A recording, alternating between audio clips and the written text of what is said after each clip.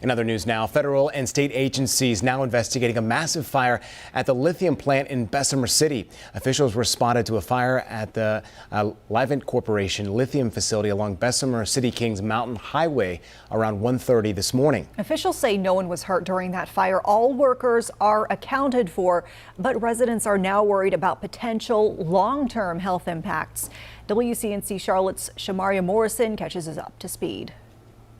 When the Livent Corporation lithium facility came to Bessemer City, residents in this area had promises made to them. Livent brought in and came into the area.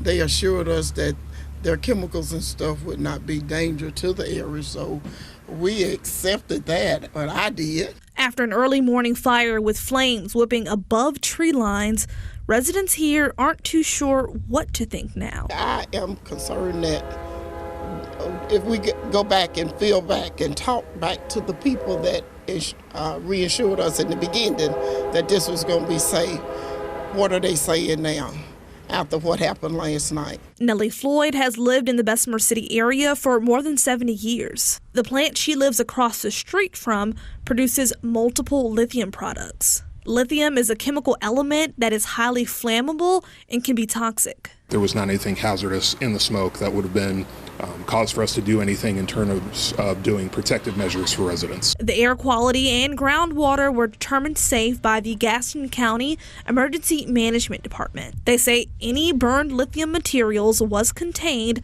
on the site. We had hazmat units from Gastonia Fire and from Charlotte Fire that independently monitored and sampled the air quality, both there kind of right at the site and then downwind in Bessemer City itself. We spoke to an air quality expert who says there are certain people who should be in charge of this testing. I think it's always good to be corroborative and independent source who is non-vested in these things and whose mission is to protect public health. Residents want transparency and answers. My question is right now is they said that the chemicals wouldn't be doing that. So what happened last night?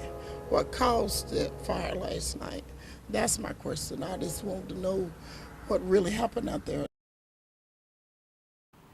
And I actually have been talking to other people around the area. They didn't want to get on camera, but they did tell me they were a little bit worried because they hadn't gotten any calls or text messages about the fire that was happening. I was able to get in contact with someone from the city of Bessemer, and they tell me that there is an opt-in system for people who want to hear about updates like this. Now, if there was an evacuation, they would have gotten a text or an email, but I'll have more details on that system at 6 o'clock tonight. For now, live in Bessemer City, Shamaria Morrison, WCNC Charlotte.